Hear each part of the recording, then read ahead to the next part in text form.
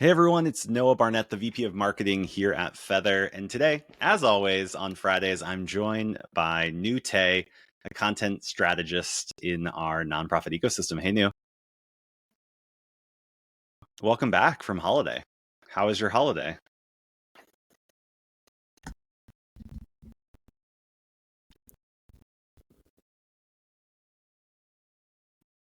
Yeah, I think similar. As I was mentioning earlier before we start recording, is that I think any holiday where you can eat a meal outside to me is a win. And so my family and I, it was just us this year, no visitors, and we were just able to have a really nice meal outside, decorated on Friday, watched White Christmas, even though that movie doesn't hold up that well, but it's such a tradition that it just is, and so it was on in the background, watched some sports, ball or whatever, whatever was on, just some passive entertainment.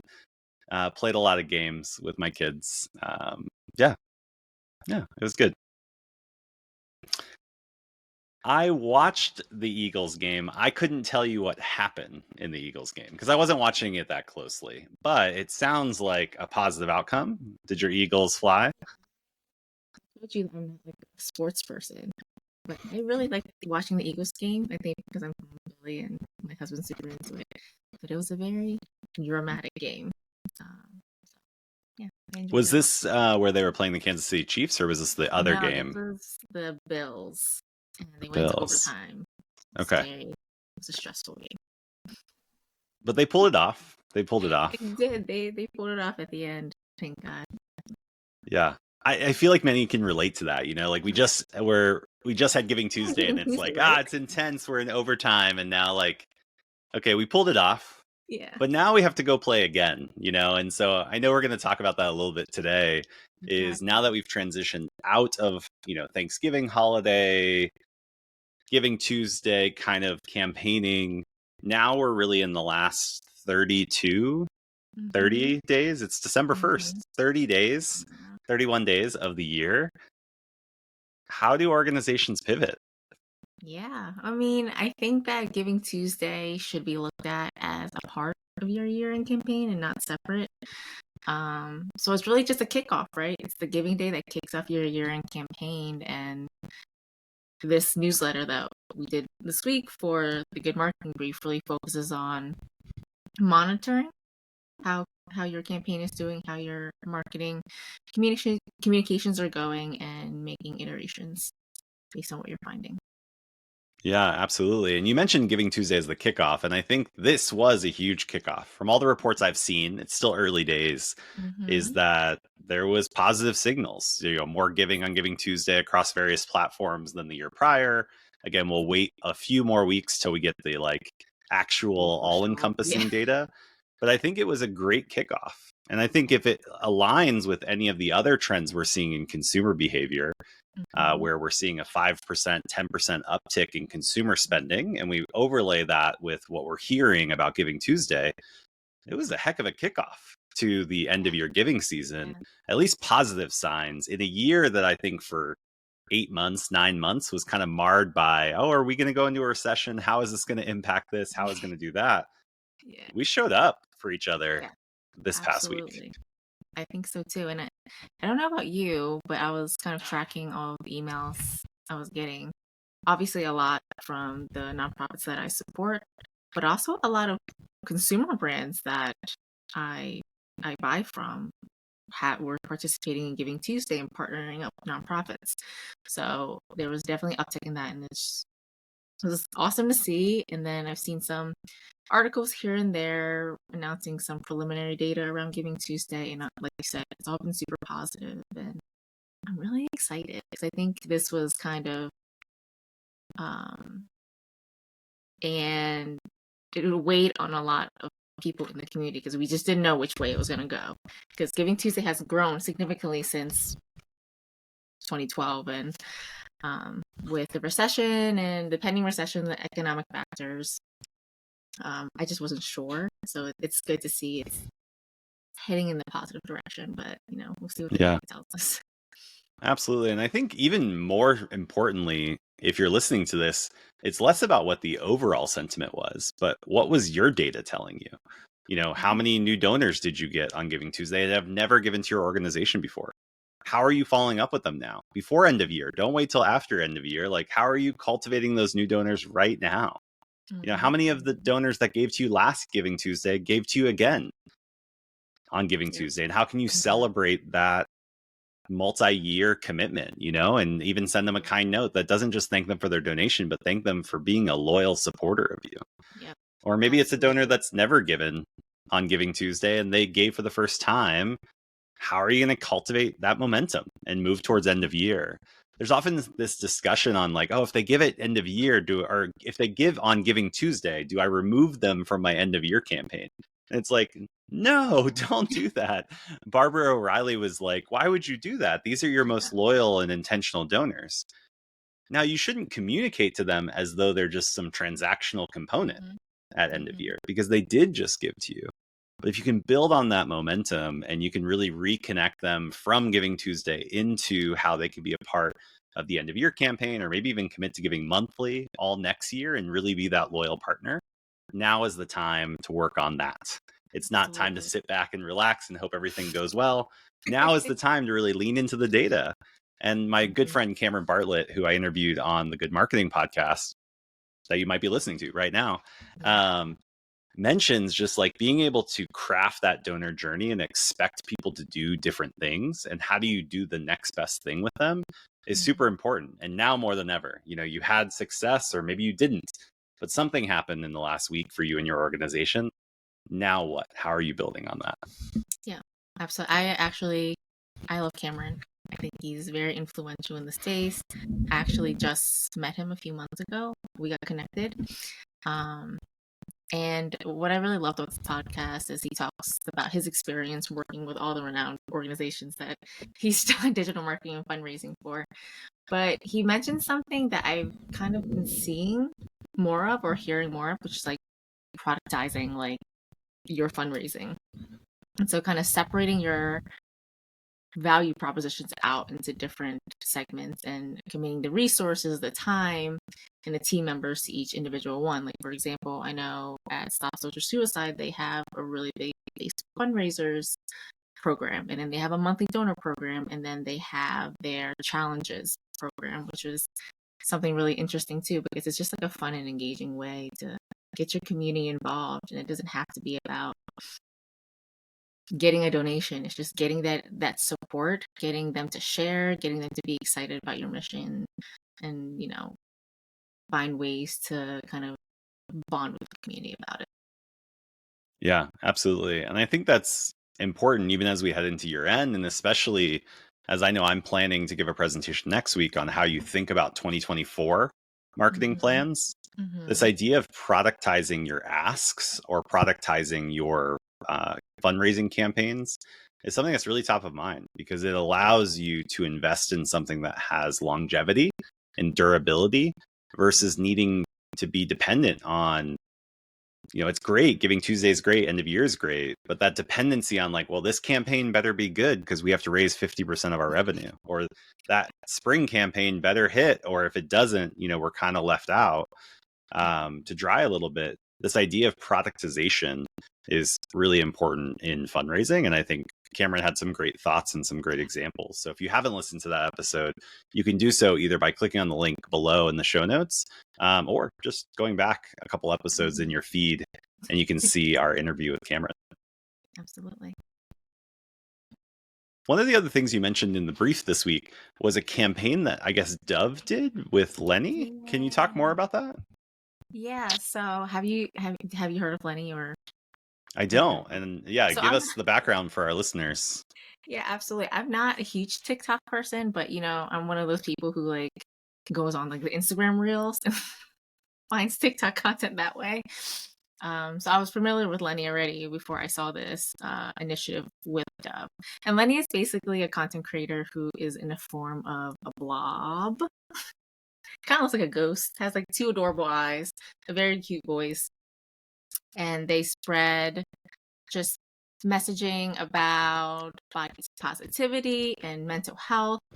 And so in this campaign, Dove tried something new and partnered with that influencer, and Lenny produced content. that dripped right before Thanksgiving. And so I thought this was a fun thing for nonprofits to just look at and see and find ways to get creative with your fundraising and marketing communications, and maybe find some influencers in the space who are passionate about your work, um, and finding ways to collaborate with them, but of course testing it to make sure it's actually working and it's resonating with the audience. Yeah, I think what stands out to me, even though I'm not familiar with Lenny or the Mhm. campaign specifically, is that idea that Dove found collaboration with someone who was speaking to the audience they wanted to connect with Mhm. and was aligned with a purpose that they're trying to put out into the market. And so, in a parallel, it could be you as an organization are advocating for sustainable food, and there might be individuals that are influencers on TikTok or other places that are talking about how you can have sustainable food. And so, your audience is gathering around these private squares, as I call them, or like Mhm. influencer communities. Yeah. And that ability to tap into those, especially when there's audience alignment and purpose alignment. There has to be Mhm. both, or it doesn't work. And it Yeah. sounds like Dove nailed it with this campaign. It can be hugely impactful. Yeah. Absolutely. Yeah. Dev has been known for kind of being a disruptor in the healthcare space, promoting different people of diverse backgrounds and different body shapes and body types. And so I really appreciated the alignment there. Yeah. So we talked about new ideas and how you shouldn't sleep on your Giving Tuesday data. You really need to dig into it and then take action on some of these core segments. Three I would Mhm. recommend again, just to repeat them, as new donors, donors that gave last Giving Tuesday and this year, and donors that gave to Giving Tuesday for the first time, but they were already loyal donors. And how are you going to cultivate them? How are you going to follow up on them? Mhm. But very quickly, we have to now jump to like the end of year season, which I think 30% of revenue is Mhm. raised, or funding is raised by nonprofits in the next 30 days. Yep. I think it's like 15% in the last 3 days, typically Mhm. through emails and ads and direct mail and messaging. On top of that, there's a huge push in the consumer space to access people's wallets right now, whether it's big brands or small shops in your local communities. So there's just like an onslaught in the market right now, and I think competition for attention is skyrocketing like it does every year. Mhm. How do we optimize our campaigns? What practical tips do we have for nonprofits trying to make sure their campaigns are a success? Yeah, absolutely. Like we mentioned, obviously looking at your data, making sure you're monitoring that performance. But a couple resources that I shared in this week's three. First was obviously from Tobes.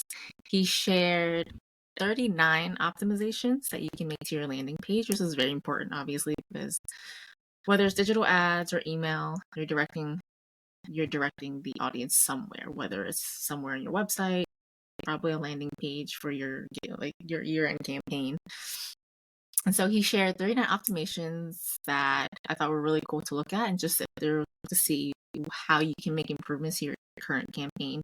He did have 40, but he mentioned at the end of the newsletter that he took one out because he just didn't know he hasn't tested it yet, which is like uh, donate now, pay later, which I think we've talked about before. But out of the 39, the ones that I thought were really impactful, and I think that nonprofits should, consider it at least, is putting your best offer at the top of the page. And it could be a matching gift campaign, like something like a matching gift. If there's a major donor that's matching up to $50,000 in gifts, then you want to highlight that so that the donor, if they are on the fence about donating or not donating, they can get pushed because they're by donating the same amount, their impact will be doubled. Um, and then he also recommends within that, whatever, if you're using a pop up or just using regular copy, just testing different elements to see what actually works. Different donate button colors, different graphics, different copy, whether it's long copy or short copy. So I thought that was pretty cool of him to share, especially super relevant at this time of year when year end is already kicked off and there's not much nonprofits can do except for to iterate and improve. Um, Absolutely. and the other one, and as we're talking about like testing and Can I comment one thing of before we course, jump of on? I course. like how Tobes, it's such a good marketing move and being like, I had 40, but I went with 39. but I'll tell you about the 40th one anyways. But 39 is actually a better headline than 40 because it's a random number and It's it a throws random people off number. and disorients them. It's like there's such Exactly. good marketing like embedded in just the idea of going from 40 to 39 and Hmm. like the like here's a bonus tip. Like it just makes you want to talk about it more. And I It's will say funny there's because probably something in the design of that article that yeah, nonprofits can learn from just from that one statement. absolutely. It's funny because when I got his newsletter, I was like, why is it? I was like, why is it 39? Like, let me see what the 39 are. Exactly. So yeah, good Yeah. marketing technique from him. I did have a The other one I practical wanted thing to which share. maybe other people can relate to is I went through my garage this past holiday weekend and I randomly sold a bunch of stuff on Nextdoor and Facebook Nice. Marketplace.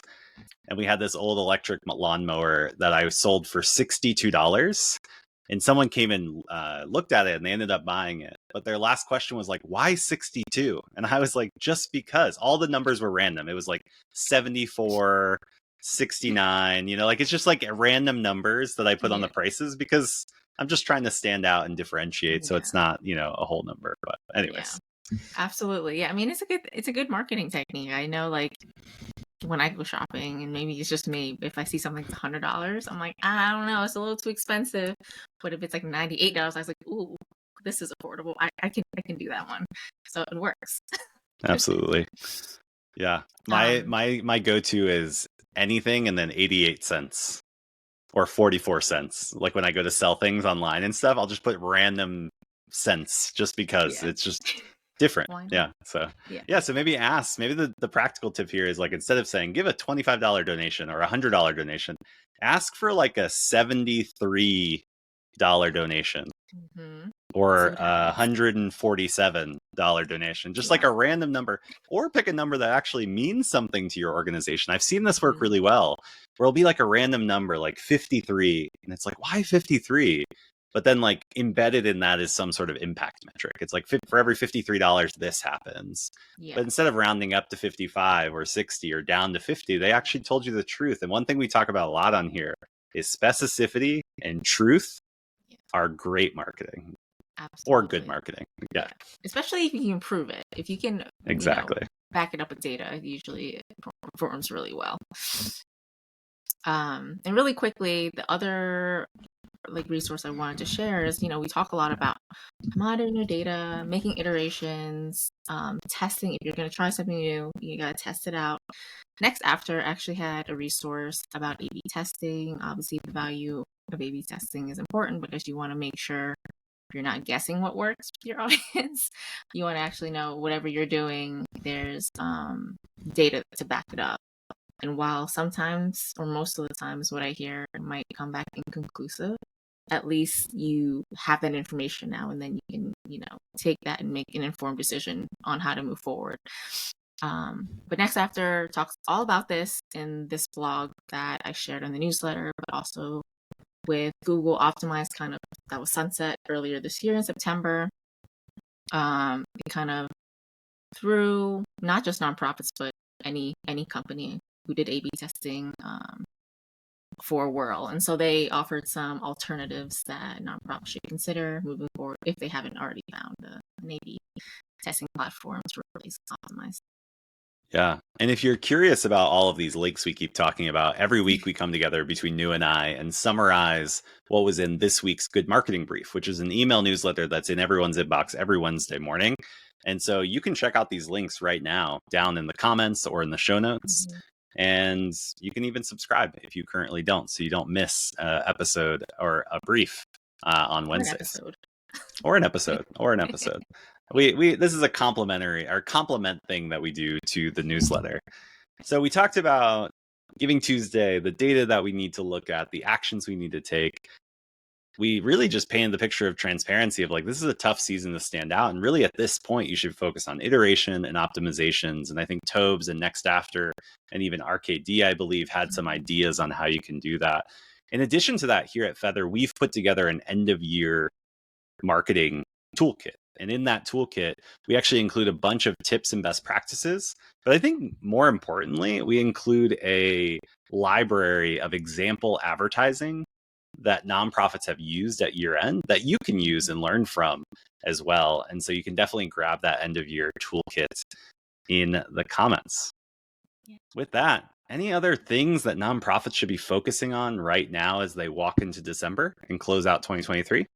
Yeah, I mean, obviously, year end is an important time for nonprofits, and they should be focused on the success of their efforts in the campaign, but also taking some time to take care of themselves and like taking some mental health breaks, spending time with families around the holidays, and just not losing sight of that.